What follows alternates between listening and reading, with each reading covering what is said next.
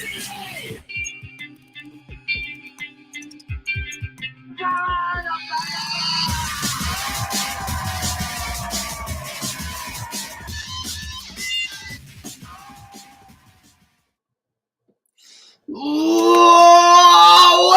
to the SKITS Fun House!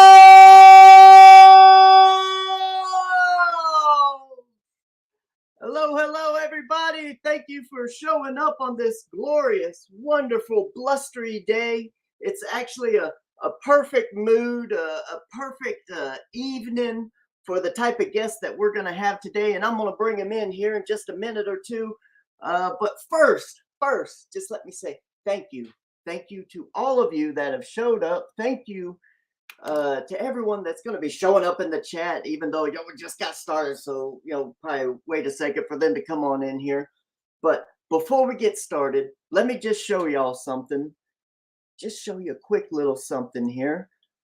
I wanted to show, since we're going to be talking about horror and blood and guts and all that today, I wanted to remind y'all that Patrick Reynolds, who did one of the covers for Skits, if you go over there and you say hello to him, he's got some really, really nice sketchbooks that he has for sale. You can't find them anywhere. You just have to ask him. Go over on his Twitter there, and he's got some just really, really cool stuff here. I mean, just excellent stuff. And I got this one and I got this one from him, and they're just awesome. This one's like his personal sketchbook, and this is just like drawings and sketches and stuff like that. So that is really, really cool. Also, because we got Klaus here, I'm about to bring him in. I'm gonna bring him in here in just 1 minute. But because he's such a huge horror fan and he does that sort of stuff, I wanted to show a little something. This is a handmade book that I actually did of Franz Kafka's Metamorphosis. Now, I did this years ago, and I've showed a few times on here some of the handmade books and stuff that I've done, but this is just really, really cool. I thought this kind of fit the scene for today. Right there, see, so the book comes out and then it just kind of sits in there like this, and then you can take it out and off to the side, and then you have these individual plates in here where you have some nice artwork.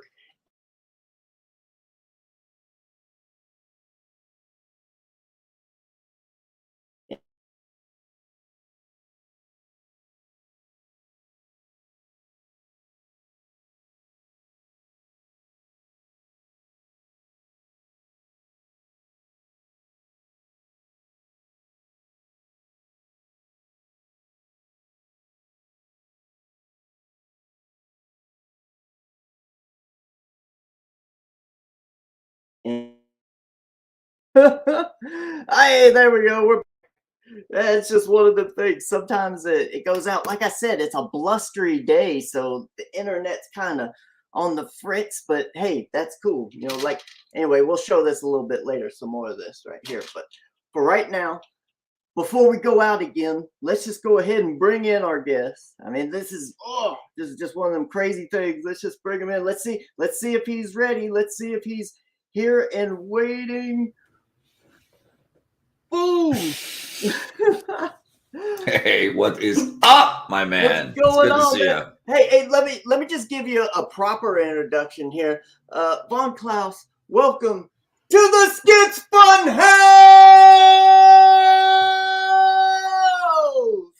All right. I felt like I had to be part of that. That was great. I mean, can I bring you everywhere I go? Will you announce me at like the mall? Yeah, man, that'd be awesome. I gotta tell you, one of the things that I always wanted to do, and this is probably just because I was born and raised in Daytona Beach, is I always wanted to be the grand marshal of a race, so I could do the "Gentlemen, start your engines" yell at the beginning. Yeah. That's a bucket lister for you. We'll make it happen. Yeah, that'll probably never happen. They always get like, yeah, it's like they always have like famous people doing that sort of thing, and so it's like, my chances of that is probably slim and none. So, well, dang, that sucks. I would love to make it happen, but I loved your book, man. Your Franz Kafka Metamorphosis. was so creepy and so cool from what I saw. Thanks. It looked like it could give me tetanus. It was awesome. Yeah, there's plenty of metal here. There's a little copper, but mainly it's just all rusted steel. So damn. Yeah, maybe it really could then. But I thought it was pretty awesome. Pretty cool stuff. Yeah, it was a lot of fun actually making this thing back in the day. Yeah. And I went to school for illustration, fine art. Mm-hmm. And you know, I had a lot of really cool illustration classes where you got to make, you know, just interesting stuff like this. You know, that's the best part about going to art school is it gives you an opportunity to try things you wouldn't normally do. Yeah. You know? Yeah, and learn new things that you may like better than what you were even doing before. I for my drawing classes in art school, my illustration, I just turned in comics that I had drawn of my friends and I trying to get laid on campus, like our misfortune, our misadventures in love. And my teacher didn't give me a very good grade, but I think those comics were pretty cool. Well, I mean, that would be kind of, I don't know why you would get a good grade. I got to in junior high. I don't turn in a lot of my work sometimes. Oh, well, yeah. I will tell you, in junior high, I actually did a comic book for a book report, and I got like an A, and I think it was the only time I ever got an A on a book report. So, because the teacher, you can impress them, man. They impress them. Yeah, you know, so it was a lot of fun. So speaking of doing things outside of the box, okay. My teacher was an a-hole. Yeah. Oh, hey, watch it. I said A. Just so you know, that's what I do. I pull out the doot. Cool. Good. Keep it in line. Keep it in check. I like it. It just makes it fun. It makes it funny, you know. That's one of the things that I feel like is missing from a lot of these shows, you know, where people have, you know, a bunch of people. It's just people talking and people kind of get like in the doldrums and stuff. And I'm just like, well, I keep trying to think of things that make it fun and exciting. So I'll try and yell from time to time. You know, I like to do the intro. Start with the volume to 11, right? I like it. Yeah. And then I do this if anyone says a bad word. So awesome. Well, yeah. So you were saying something about outside the box? Yeah, outside the box. You know, being in art school, you get to do things outside, or you get to try new things. Yeah. So with being a writer, as you are writing comics and stuff, what are some of the things that you've tried to do that's kind of outside the box, or are you just the type who's just like, well, this is the type of thing I like, so I'm going to do that? Outside the box art, I mean, I was always just doing what I wanted to do, but it always came back to comics. Yeah. So let me think. I mean, I was in a lot of bands, so I like to do things. I like to bring what I've learned that is not from comics into comics. Like, for instance, I was in bands growing up. I did t-shirt designs. I did flyer designs. I became like a graphic designer, poster guy, but I was really influenced by a lot of like the rock and roll style for flyers and posters and stuff. So like I bring that into my work now, if that's what you mean. Like it's definitely outside the realm of comics in a lot of ways, and I try to bring it in. So well, I think that's one of, you know, years ago I asked I don't know if you knew this, but I worked for Todd McFarlane at his toy company. And I remember this, yeah. Yeah, and I asked him, I was like, you know, what's one of the big things that you can tell people for like drawing comics? Like what would you tell people to do? And he's like, learn to draw comics from comics. And I always thought of that. I was like, that's really interesting. But at the same time, it's like, I want to bring the art that I've always enjoyed in comics is the stuff that doesn't look like what everyone else is doing, you know? Right. So I was always like, I understood what he meant, because he was like, you need to get that energy of what's in comics, and you want to do it that way, because you don't really learn that. Yeah, exactly. And I think that's what he was trying to say. But it's just like, try and get the, you know, other things pumping and So I like where you're coming from. You know, that's what I'm trying to say. I Yeah, like well, the idea of bringing things your in from other book. places. I enjoyed your book. It's a work of art, and it's like you are bringing in Thanks. all the things you want to it, and it makes it so pure and honest. And I love that about your art, man. It was so cool. It was such a like a bizarre one of those. It was one of those like late night movies you flip to, and you're like, whoa, this is cool. Like, what is, you know, and you're just like, I gotta keep watching this, and it just takes you on this adventure that you're just like really feeling good with at the end. It's just awesome. Anyway, yeah, it's kind of like back in the day when they had like USA Up All Night. It seems like every other weekend they had They Live on, and it was like at like 11 o'clock for some reason every night. Yeah, you know, They Live would start up. I swear it was like every 2 or 3 weeks it was playing. Well, yeah, man, they were trying to broadcast our future. It was just an awesome thing. Trying to save us. And I brought your book out because I thought we could start out with this. You know, the Monster MD. I really, really enjoyed this. Thanks, man. I've ordered probably 70, 80 books on Indiegogo in the last few years. Nice. And there's only been maybe 3 or 4 that I've actually really, really enjoyed. And this was definitely one of them, the Monster MD. Very good to hear. The only, if I can, there was only one thing that I felt like if I was an editor, I would have done something different. Do you mind if I say it? Not at all. Okay, so there was a part in here where people are coming to his truck for the goods, for the drugs or whatever. And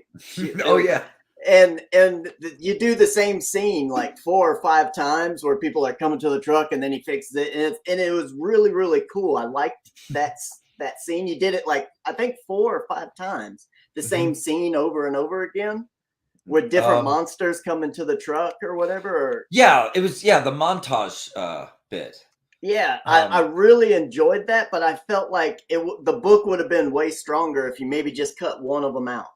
I get that totally. People have told me that, like that they felt like it might have like lulled with the pacing a bit. Yeah, you know? Yeah. I could see that. I could see that for sure. One thing I like about that scene is that some stuff that happens in it that doesn't seem very consequential. If you realize later in the story, it's like it's a big deal. Like it changes Wyatt forever. And it's in that scene. So like that's kind of a way in which I justified it in my head. Like, well, people may think he's just dicking around for a bunch of panels, you know, and like it might. Oops, there it is again. He's just penising around for a bunch of panels, okay. and it's not really that of consequence, but like when you look back on it, you're like, oh wait, something does happen in those panels that becomes a big thing. Yeah, I gotta say though, I just love the whole book, and it was fun and it was fast paced, and I just felt like if maybe one of those scenes were cut out, the pacing would have just kept rolling a lot. Yeah, I could see that totally. To be honest with you, I've written a lot of stuff since then, and I just I wouldn't do a scene like that again. Like it just feels like it kind of slowed up the poppiness of it. Now my stuff's just fast. It's really fast. But besides that, the book was awesome. I really enjoyed it. It might even be my favorite of all the stuff that I've gotten off of Indiegogo. Oh, thank you. So yeah, well, I mean, you know, writing is one of those things that's, especially for me, I'm like I'll pick up a comic and I'll get like 5 pages into it and I'm just done. Like if you don't get me in the first few pages, I just lay it to the side and I never come back. Yeah, it's hard, man. It is. It's hypnotism. I think that's why with my books, I pretty much like had no dialogue in it for like for a lot of pages. Like there's like a couple and to get them, and that was about it. So that you're going through it, and it's like, oh, okay, I'm going through this pretty quick, you know. Yeah. It's pacing is something I'm definitely working on to this day, man. It's tough. It's tough. Yeah. What type of things have you like done just for writing wise to try and get better with pacing? What is some of the things that you've done? I look at this as just entertainment, and so every panel has to resonate with that in some way, even while also telling the story effectively. And so for me, that rule, a lot of us know this as comic creators, is the last panel on a page making it a question that makes them want to turn the page. I feel like that if you're doing that on every page, almost is like almost every page, like you are keeping a momentum. You know what I mean? That really keeps the pacing going. But in the end, it comes down to your script and your story, right? So it's with a comic. Another tip I could give is picking the most important visual and jumping to that in a powerful way will keep your pacing like snappy, and always trying to get to the action as fast as you can without having people just chat back and forth, things like that. That's good. All that stuff will up pacing in cool ways. Yeah. You know, it's always, you know, if you read any books on, you know, drawing comics or writing comics or any of that sort of stuff, they always tell you like the last panel on every page should have something where it makes you want to turn the page. You know, it's like you know, an open mouth, a big eyes, you know, something, you know, like a big explosive scene rolling off the panel into the next page. And then it can be, or it can just be a question. Yeah, it's just got to be something that gets you to, you got to turn the pages. What will his reaction be? Yeah. And then they say like every 3 pages, and I'm sure it's different for everybody, but what I've always read is like you do that on every page, and then every 3 pages you have a big boom reveal type thing that, you know, keeps the pace rolling. Oh, I never thought of that, but that makes sense. Totally. I think it was I read some stuff from Peter David, and that was one of the things that he said. You know, like by 3 pages in, he's like doing something even big. You know, big. Yeah, it's like every 3 pages, you got to have something big that keeps people. Yeah, it's like, I think Peter David, Chris Claremont was one of those that said that. It makes sense, totally. That's cool. That's cool. I've never thought of that, but I'm just always trying to put something big on every page, like in a cool way. Otherwise, what am I doing? It's my job. Yeah, just do splash pages every page. I was just talking with Art T. Bear about that, about my the way I use splash pages. He's like, "You're crazy, man." Like, I'll do like a splash page followed by like a splash page. Like, I'll hit you twice. And he's like, "You don't usually see that." And I'm like, "Well, I'm rebel." Well, so I will do the splash page. Well, I'll just do a book of just splash pages, right? I mean, I would love that. I mean, I'm sure in the early to mid 90s, there was probably a book out there somewhere where it was nothing but splash pages. There's gotta be, you know, because they were doing all sorts of crazy stuff back then. The Sideways book. Yeah. Things like that. Yeah, man, that'd be cool. Yeah. I would read that. It'd be hard to do, you know, to do it right. I mean, you could do right. You could do maybe just one book where it's just one giant fight scene, right? And then it would be nothing but splash pages. That would be so cool. I'm sure there's manga books out there where they've done that. That had like a chapter. Yeah, like 24 12. Pages of nothing but splash pages of a giant fight scene. You know, it's like, you know. Could be. Balls to the wall. I like it. Yeah, man. Why not? Yeah. So take me through a day of yours. Do you have like a particular like breakdown of your day for writing? I know this is one of those where it's like, oh man, no one wants to hear this stuff, but I kind of do because I'm interested in writing. I want to know how this stuff goes. Okay. Well, I wake up and I eat and I hate myself, and then I drink some tea, and then I get to work, and let's see, my day. I mean, when it comes to writing and crafting, man, it's all about finding the fun for me, or else what am I doing? Yeah. So, and I'm starting to feel like I'm musician jamming and having fun too, like late into the night a lot of times, because the way I create, it can be either in terms of writing, I'm coming up with ideas, taking down notes, or I'm looking for visuals and getting a bunch of pictures to make image boards for visualizing the story. And it all kind of comes together, and whatever I'm interested in the moment, that's what I work on. I'll like totally avoid the work I should be doing sometimes to work on like, you know, cool stories that I want to, you know, show you guys later. So Well, it's more like, go ahead. Well, no, I was gonna say, I mean, well, if you got it in your head, you got to get it down or you'll lose it, you know, because you might have some little tidbit. So you got to kind of, let me jot that down, you know? Yeah. I've got a computer full of folders for a reason. Like, let's use them. So yeah, writers are always working on like 3 different stories ahead of everything else they're doing, you know? So it's fun. I think it's part of the joy for me of creating is making a whole package of like character designs, awesome script. It's edited, it's ready to go, you know, and then it has good logos, you know, great title. And I just hand it to an artist and go, we could make this, you know. Do you read a lot? Not a lot. I don't read as much as I should. I read comic books for the most part. That was something that I've been paying attention to, these script writing sessions, like master classes and stuff like that online on YouTube. And one of the big script writers that I was listening to, it was like a 3-hour conversation. One of the things he talked about was most good writers, they read incessantly. Like they read like 3-4 hours a day. And I sat there for a second. I was like, if I read for 3 or 4 hours a day, I'd probably be taking naps for about 3 hours a day, you know? Yeah. I was like, a lot of reading puts me to sleep. Yeah, I like writing. Like that's where it's at for me. Like the more I write, the better I get. Reading does help. Like it helps, but as a comic writer, you know, I already read comics maybe like 20 minutes to an hour almost every day, every other day.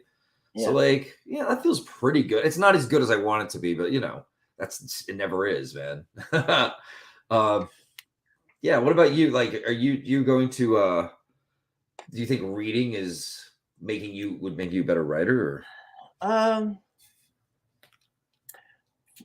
I will say yes for a few things. I know what's kind of, if you read certain things over and over again, you realize that they're cliche and kind of silly, you know, and if you don't read that much, then you're probably missing out on a few of those things, I think.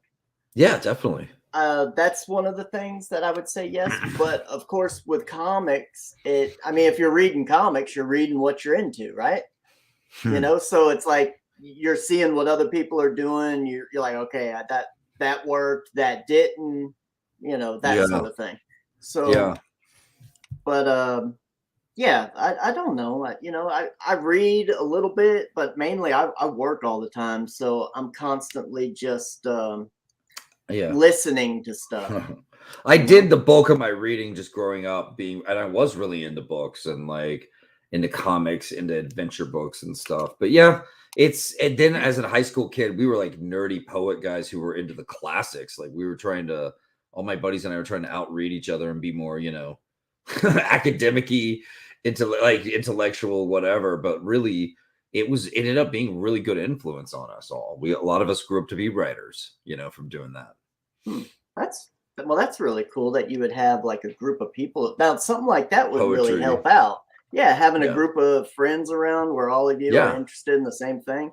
Like that's the big thing that I miss about art school is I had, you know, a handful of really strong, good friends who are just amazing artists. And I just like having them around where we'd all kind of come together and just jam and talk about, like, you know, we'd go to each other's studios or wherever we were working and be like, yeah, here's what I'm working on. What do you think? You know, and then we kind of bounce things off of each other. And I do miss having that. Yeah. Well, we do have it in Comicsgate. I mean, if you find the right people, you know, I drop DMs of my art to all my art buddies all the time. And they're like, dude, yes. Or they're like, change this, you know. So yeah, there's feedback out there, man. You should, reach out. Well, you know, I've tried to, you know, reach out to a few people and I never seem to get anything back. Everyone seems to be pretty busy. So it's just, you know, it's like understandable. You know, you try once and then that's it, you know. Right. but let's find out about what you're working on right now. Okay. So what's I mean, this campaign you got going on here, I mean, it is blowing up, man. It's doing really, really good. Tell me about it. This is Terror in the Trenches. It is my Dark Avenger epic, 78-page volume 1 in a trilogy. It's the story of Black Terror, a boogeyman badass dark hero from World War II. He was known as the a bad butt from Dark Avenging hero from World War II, and he basically gave up the mantle to become a pharmacist for his little New York City neighborhood and settle down with his wife Annie. Years later, Annie's gone, but Nazis from his past have not forgotten, and they blow up his hood, turning it into ash. He has to don the dark mantle once again and moves into the trenches of his old neighborhood, which kind of take him back to the trenches of World War II, where some real dark things happen. So, like, it's his worst fears and his past coming back to haunt him. It's the ghost of his wife literally haunting him. It's a great story, a great tale of a dark avenging hero and kind of learning to embrace our darkness. It's about fear. It's about all kinds of great stuff, man. It kind of sounds like an old pulp magazine. Oh, it is. I mean, the main character is Black Terror, and he's a Golden Ager, free to use. Nice. So public domain style. So I'm using him, and he's as pulp as it gets. I mean, he's from that era, you know. Nice. Do you want me to play your video? That'd be great. Yeah, let's go ahead and do that.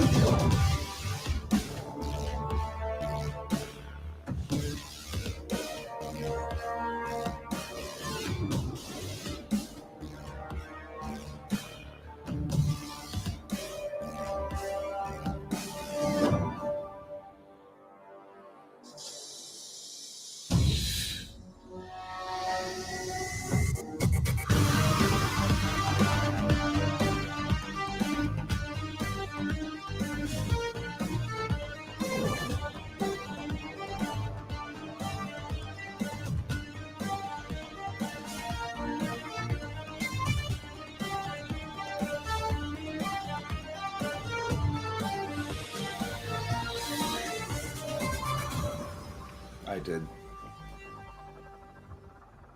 Me, baby, me. Dude, that was awesome. That's a great video. Thanks. Yeah, I made that. That is a really good video, man. Thanks, man. Like, went all out. This is me doing it up, man. I'm making comics as without a safety net. When I made Monster MD, I was working a full-time job at an office. I was like running media for this big company. I got fired.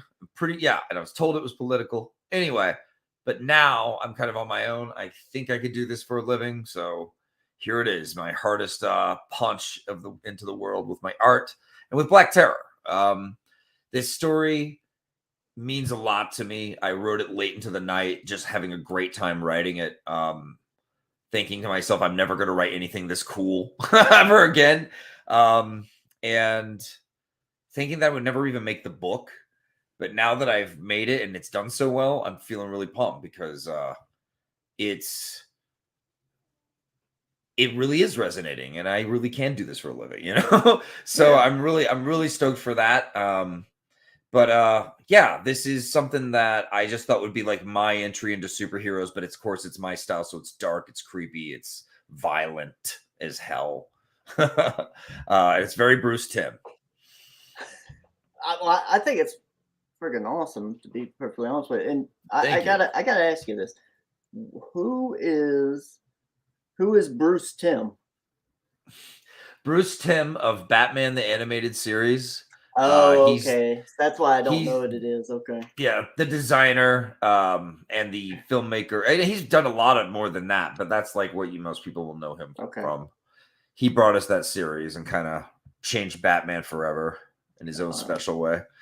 I remember watching the first couple episodes of Batman the Animated Series when it first came out. What was that, like 93 or something like that? 94. I can't remember quite when it came out, but I thought it Me either. looked awesome. Yeah. And but I just wasn't into cartoon Yeah. at the time. Well, but he was a big influence on me. nice. Growing up, and like for my character design work, and I design all the characters in my books. So yeah. But Monica's art with my storytelling seems to combine and make this kind of sweet Bruce Timm thing. Monica's still very much her own amazing artist. You know, she has her own style that she brings to everything. So I think she's killing it. Yeah, I think it looks fantastic, to be perfectly honest with you. And You're killing it. did she work on your first book, Monster MD? Yeah. Okay, Yep. so that's why it looks Same artist. in the same vein. Mm-hmm. Yeah, it just looks fantastic, to be perfectly honest with you. Thanks, bud. Coming out Yeah. great. We're really proud of the art. Tiago Barca did our colors. He's killing it as well. He was the last ingredient that came together to where I knew this book could be, you know, something special. Yeah. As you can see, his art colors are kind of like they're kind of cell shaded but painted and textured. There's a lot of grit to them, you know. Yeah. Captured it all real perfect. The atmosphere is real beautiful. Kind of a work of art. Yeah, it's kind of like when you'd watch a decent animation and they have those painted backgrounds in them. That's kind of what it reminds me of. Yeah. You know, when I was a kid, did you remember that old animation that had like the squirrels and animals talking about Christmas, and it's like got World War One. It's got like World War One scenes of men just murdering each other in trenches horribly. No, I don't know that one. Okay. I forgot what that little short is called, like Peace on Earth or Goodwill to Men or something. Anyway, the World War One trenches in that animation are so horrific, but they're painted so beautifully and in a haunting way. And I actually studied those backgrounds for this book, and it's aesthetic and stuff. Well, that's just awesome. Yeah, just one little thing is like people always ask me stuff about TV and everything, and I didn't watch TV that much when I was a kid. Like, it was at my grandma's house, and I would go over there and I'd see it from time to time. But I didn't really have TV around until I was maybe, I don't know, like 8th grade, maybe. Okay. And then by that time, I kind of missed out on a lot of the cartoon type stuff, you know? Right. Yeah. Yeah. It wasn't cool. It wasn't cool anymore. Yeah. Well, I mean, we had a TV. We had stuff. but we lived in different places where we had like one channel, 2 channels, maybe. So we didn't get all that different stuff. So. Oh, okay. That was kind of the thing. But okay. I mean, yeah. But this is just awesome. Where yeah. I know you did really good with the Monster MD. I mean, didn't you get close to 100,000 or something like that?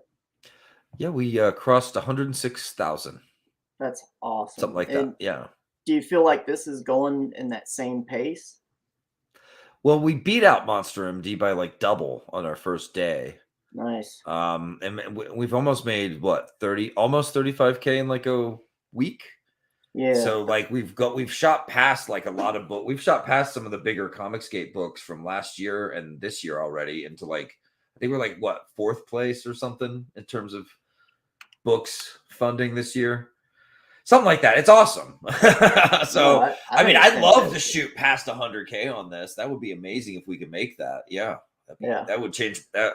It would make my life easier for making the next 2 books I gotta make. But yeah. It's going great. This is just 1 and 3, right? This is a We're gonna do a trilogy. Nice. And I can't wait till everyone could sit and just read the whole thing as one chunk of a story because it's pretty badass. It's about as thick as a manga is. It's 206 pages. I just wrote it late into the night, just jamming that out like my Dark Avenger epic. As just one big thick script. And when I was done, I was like, what the hell am I supposed to do with this? You know. I was like, I don't know. And then I did the character designs, showed them to Monica. Monica loved them. Monica said, I'm on board. I said, I don't know. For a long time, I was going, I don't know if I'm going to do this book. I don't know if I'm going to do this. I don't know if I'm going to do this. I don't know if I should. It's not safe. Let me ask you this: Did Safe book to do. I mean, since this is what you're doing now, like you're trying, like this is it. Yeah. Do you It really have is. do you have any plans for selling your books after the campaigns? Yeah. There's got to be a website, man. If I can make enough money, I want to pay someone to give me a slick little website to set me up nice so I can start selling and slinging. Because I've got a big stack of awesome Monster MD books in my garage. It's just like money. I should be selling these to the people. So yeah, there's plans for that for sure. That's kind of the next step of my business. You should try Squarespace. That's where we went to do the Skits comic website. And, you can just do it yourself. I mean, it's super easy. Simple. They got templates. They got everything set up for selling and taking orders. It's all right there. Cool. All you got to do is just make it pretty yourself with your own images and I could do that. Bits. Yeah, it's just colors, images, and just choose a cool layout. That's all you got to do. Nice. They make it so easy now, man. But I'm just like so busy with other stuff. I just avoid it. Dude, I back in like around 2000, I was doing websites, and I was trying to teach myself programming, design. Yeah. I was doing CSS. I was doing a little JavaScript. I had me too. HTML. I did all of it. And you slam your head. I know. It's just like, why do I got to learn all this stuff? There should be an easier way. Can I just design something and then someone, it's like, gosh, man. Yeah. Now it's like drag and drop. It is. And I had a question back here I wanted to get to because it actually makes sense with your book. Wants to reimagine any popular horror film or franchise for his next books? Oh, that's a really great question. So I have reimagined a couple things. I reimagined. Is this an exclusive? Well, it's not a book announcement at all. Okay. But this was something I just did a little bit of work on, sitting in a folder.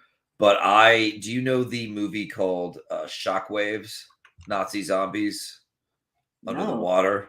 No. Okay. Sounds Nazi ridiculous. Zombies. It's awesome. It's great.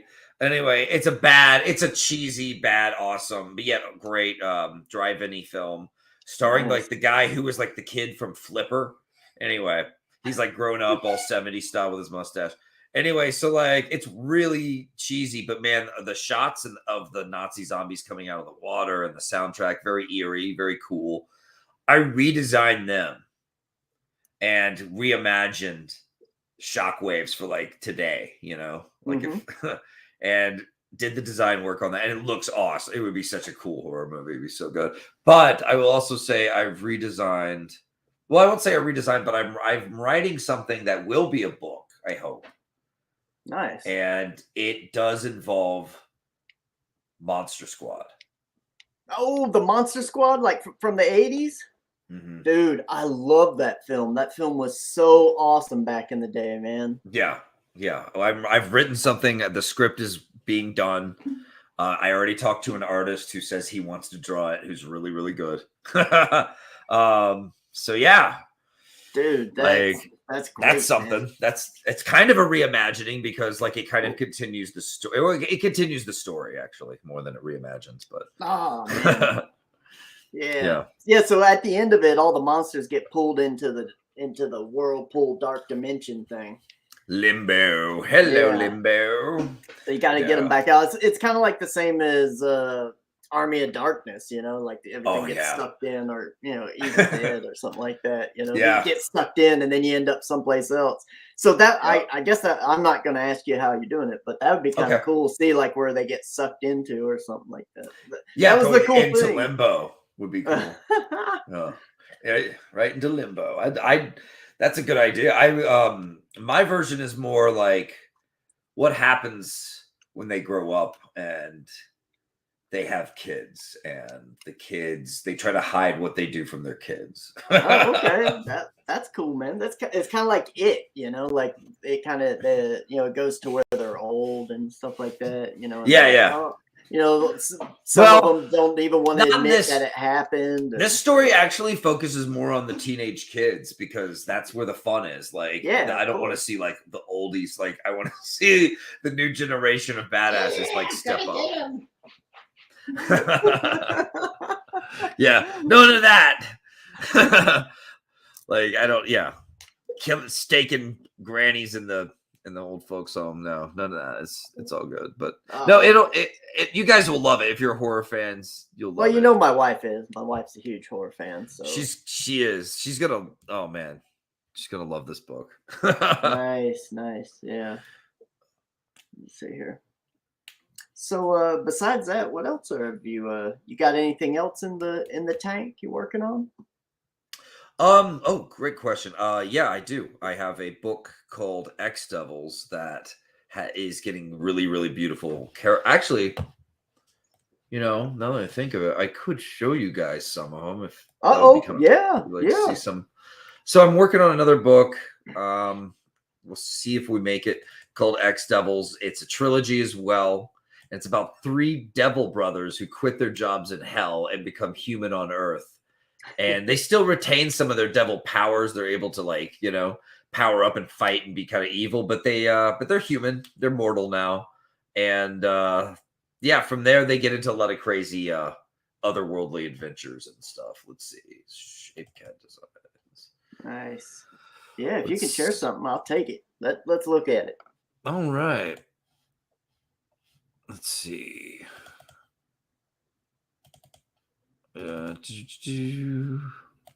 These look pretty cool. And just so you know, like my wife's actually working on a horror comic. Oh yeah? Yeah, so you might have some competition soon. Oh, dude, I'd love to see what she'd put out any day of the week. Mm-hmm. Because she's like a master at work. Okay, these are all pretty cool looking, so I'll share these. All right, share them. Sorry about that. Let's see. Got the mouse clicking. I like the old sound. Yeah, my normal mouse died. Everything's falling apart. So the X Devils are essentially, they look like, cool human guys. They end up living with this cute baker named Cassie after they save her from getting slaughtered by these evil devils coming to take them back to hell. Nice. This is what they look like when they devil out, but this is the guy next to him is his human form. So So yeah, these are just character designs in the works. I mean, things are liable to change. It's kind of an early development thing. So this is the Devil of Blood, and he's kind of the brother that kind of tries to keep everyone together and be this sturdy-headed leader. But and then we got the Devil of Teeth, his brother Teeth, and he's kind of a loose cannon berserker. Kind of he's kind of evil in his own way, but he's funny as hell. He's kind of punky. Nice, man. So are these your designs or your artists? Well, I designed the characters, but I found a really great artist who's churning out the character design, designs that you're looking at. I'd like to see some of your work at some point. You got to send me some in a email. Yeah, mine's not all beautiful like this, of course. My work's messy and simple and whatever. Man, I want to see like cutting and pasting like old punk magazines and stuff like that. Yeah, it's messy. That's what I like to see. I like that sort of stuff. Yeah, cool, man. That looks awesome, man. Yeah, but yeah, it's another story in the works. I have so many. What are other ones I have going? There's a lot. I kind of want to draw my own book, and so I wrote a 16-page script. So that script's done. So I'm waiting for some time to be able to draw my own book. That would be based on, it'd be my revamping of a character I made up when I was 8 years old, named Radical Rabbit. Yeah. That's awesome, man. Yeah, it'll be really dark and violent, like all my stuff. But it'll be a character I made when I was 8, so it'll be kind of interesting, I think. I was really into funny animal books when I worked at a comic book shop for a number of years, and there's some really, really good funny animal stuff from like the 40s and the 50s, and there's this one. Trying to remember it right now. I can't, but it was like Itchy and Scratchy, but this was done in like 1948, and it was Right. just ridiculously over the top, just like Itchy and Scratchy. Right. And that sounds great. oh, it was fantastic. I'll remember it at some point, and I'll send you Right. over. Yeah, something. please do. Please But do. That sounds great. I just remember I really liked some of that stuff because like Frank Frazetta, he was drawing some of that stuff back then, Mhm. and there was a few Really cool. really good artists back then that was doing that stuff, and it's Hmm. it's kind of like a lost art form, you know. You don't really see too much of that anymore, at least on the quality level that it was done back then. Yeah, that's true, actually. Yeah. Yeah. There was that interesting video game recently that kind of emulated the old art and animation of that era. Cuphead. Hmm. Did Yeah. you see that one? No, Cuphead. Yeah. well, here I'll tell you what. For Christmas, I got my It was pretty wife popular. PlayStation 5, I think is what it was. And Nice. yeah, so like I bought one game for myself because I liked the way it looked, and it was called like Cora, something like that. Uh-huh. It was pretty interesting. But my wife, she's the one's playing all of it. She's playing like Final Fantasy and stuff like that. Yeah. And Cool. yeah, it's awesome. But the problem is, like, I played my game one day. I was like going through. I was like, oh, this is cool. This is cool. And then I started getting motion sickness, and Oh, I hate that's that. yeah. See, that's one of the problems I have. Like, I can't play these games because they give me motion sickness. Kenna, Right. that's the name of it. There you go. Thanks, baby. Kenna. Kenna. Oh, okay. I didn't know that one. Yeah, Dang, it's a man. really pretty looking game. I just like it for the design and the animation and art and stuff like that. Oh, yeah. The art of games these days can be pretty remarkable, man. Oh, I love Just it. to the roof. Yeah, you know, I mean, I saw some pretty good stuff. I worked on Lord of the Rings: Battle for Middle Earth 2. I did. I played that game. Oh, I heard it was a bad game. I've never actually seen the game. I did all the Maybe I played the first one. illustrations. Uh-huh. I did all the illustrations for the interface for the game, like all the Hell yeah. yeah, all the illustrations of the characters and all the different tools and weapons Yeah. and stuff like that. Yeah. Oh, that's awesome. Yeah. Yeah, sometimes I look at those art things, you know, those things that people just look over, they just kind of glaze over it. And I go, who made this? Like, this is cool. Like, sometimes there's a lot of nice design. I bet you did. Yeah. I mean, I think I played that one or I played the first one, but I thought I played the second one, and it was fine. Like, I had a good time. It was one of those you just play through it and then you just move on, you know? Yeah. It was fine, man. But yeah, that's cool. Yeah, it's just the interface, all the interface design and drawings and stuff like that. That's what I did. So, are you one of those guys that's had like a lot of random jobs throughout your life? mm-hmm. Yeah. Yeah, I've done all sorts of stuff. I've done everything from like pumping septic tanks to working on video games. So, yeah, I've been a bouncer. I've been a tea house manager. I've worked at an industrial pipe factory. I've had my own corner office, like, and now I make comics. Yeah, where see I belong. well, Right see where I that it's good to do different things because it makes you a more well-rounded person, I think, you know? Yeah. It definitely made me who I am, so I'm able to better make comics. That's for sure. There you go. Yeah. So yeah, man. John says, "Yeah, I'd imagine motion sickness would be a tough hurdle to overcome." You don't want to puke while playing a game. Oh man, my wife was playing. She has one of those. I don't know. It's like an old Nintendo where it has like a million games on it. And nice. I love there was those. there's some racing game on it. I was like, oh dude, I love racing games. I want to do the racing game.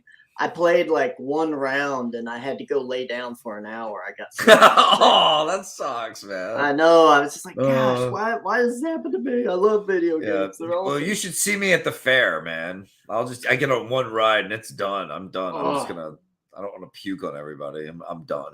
Okay, so the last time I was at the fair, you know the swings where they lift you in the air and you spin? Oh yeah. Okay, so I went on I was probably like 15 maybe, and I had me a big old pile of curly fries. And then I went and got on the swings and I just started going. I was like, oh my gosh, I'm gonna puke.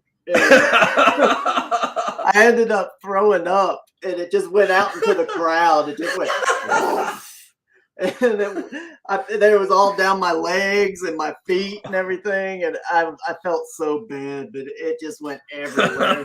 Everyone, you can see people in the crowd going like this, like looking around. And you're just coated. You look down, you just see these coated curly fries with puke. Oh, it was bad. That was the worst time. That was the last time I ever rode a ride at the fair. So that sounds like it. One of the last times I rode a ride at the fair was a long time ago as well. I did not puke during it, but right after I got off, I was like, oh, because I had just eaten like one of those giant turkey legs, man. Oh, I love them things. Yeah, I mean, I do, but I don't. You know what I mean? Because of that night, I got in my friend's car, and for some reason, he was speeding and then stopping really fast at every light and going like, "Rum," and I was like, "Dude, chill, still." And he was like, "What? I'm just trying to get home fast."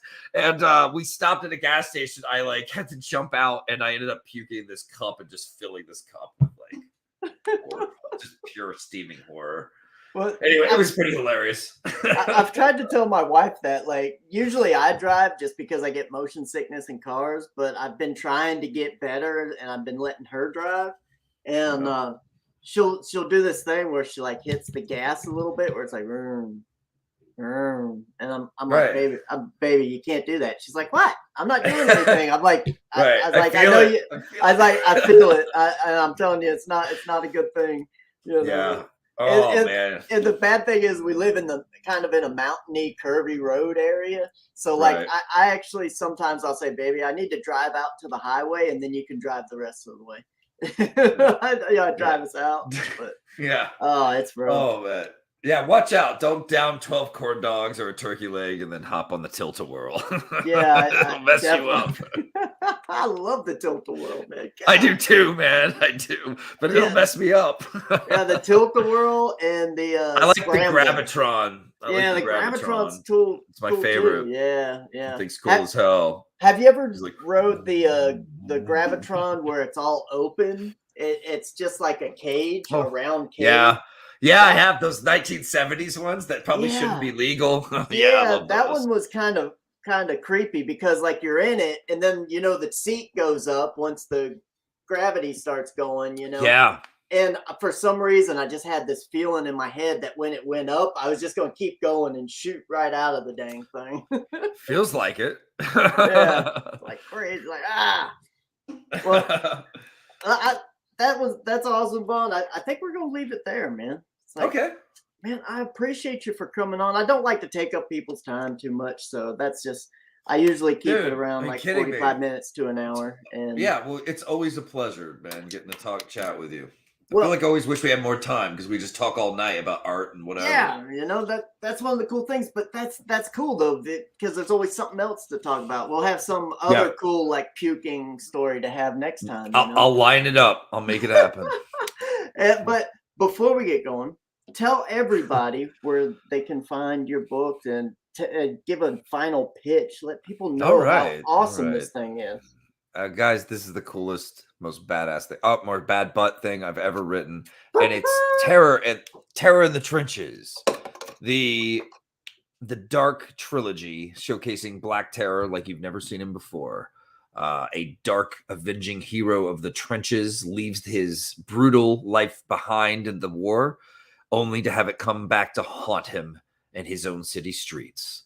Nazis detonate his entire hood. He must don the mantle again and gas up for his powers and head out into the trenches that were his streets and neighbors' homes. So yeah, this is a 78-page book, the first volume in a brutal trilogy. Do not miss it. It's going to be a work of art. You're going to love the writing. You're going to love everything about it. The art and writing are 11 on this. And I'm really proud of it. Our team's killing it. So you can find me on Twitter at Rise Again or Vonster. I have a Substack called Von Kingdom where I write about stuff, creation of comic stuff. I write my opinions on stuff. I write little critiques on things. You get to see behind the scenes into a lot of my projects. So yeah, that's part of the fun of following that. That's about it, I guess. Thanks for having me, man. Appreciate it. That's awesome. Also, I have those links down. I don't have the Substack. You'll have to send me that Substack. Oh yeah. So I put that in there. But I definitely have the other stuff in the description down below. So definitely check that out. Yeah. And go check this book out, because I think this book looks awesome. And if it's anything like the first one, the Monster MD, I'm sure this one will be just as good and fantastic, because that one was awesome. Thanks, man. Yeah, definitely. I really appreciate you, and thanks for keeping the art real and out there in indie comics, you know, and keeping it interesting. Yeah, it's like I'm just putting stuff out there that I find interesting, you know, and it's like not too many people are doing that sort of stuff. So it's like I'm gonna do what I like. Yeah. That's what's great, man. I appreciate that. I've actually seen Hail Lobster shirts out in the wild, like at the medieval fair and stuff, man. Awesome. Yeah. I was like, Hail Lobster. Are medieval fairs still going on right now? Right. I mean, well, yeah, when I went, it was last summer. And it was still going on. They had some weird COVID stuff here and there, but overall, yeah, I'm pretty sure I just walked around it without a mask, I think, because I live in Oklahoma. I don't know. Wasn't too bad. It's outdoors. It's Oklahoma. I know how Oklahoma is. I did my basic training there at Fort Sill. Oh, cool. Awesome. Yeah. So everybody go check it out. Go get your Terror in the Trenches. I think it's awesome. I know Von Klaus thinks it's awesome. Mm-hmm, so if we both think it's awesome, we think you will too. Thank you to everybody in the chat. Thanks to my wife. She's done a fantastic job. Also, here on Skits comic tomorrow on the YouTube channel, we're going to have a Black History Month special. I think she's got like 4 or 5 people that are coming on the show with their projects and stuff. It's going to be a bonanza. So you definitely want to come on over and check that out. I think it's at 5 p.m. Eastern Standard Time. So definitely come check that out. Let me just give a holler at some of the people. John, thanks a lot for stopping in here. We appreciate you. Eric the Wapo was here. Thank you, Eric. Thank you so much. Black Star, that's my wife. Thank you for being here. Burst Films, thank you for being here. Who else we got here? Let me go back through all this stuff.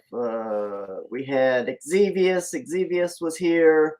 Leg Kick 1 was here. Thank you for stopping by. We appreciate you. These are just the people that showed up and said something in the chat anyway. We appreciate you. Without snap. Who's coming on tomorrow? We're gonna have the post up on the Twitter later maybe tonight, and we'll definitely have it first thing in the morning. But there's like 4 or 5 people, so definitely come check it out. We got a bunch. It's gonna be a bonanza. So bonanza. Yeah. And now let me go ahead. I'm gonna play out. I'm gonna play us out with a little bit of skits.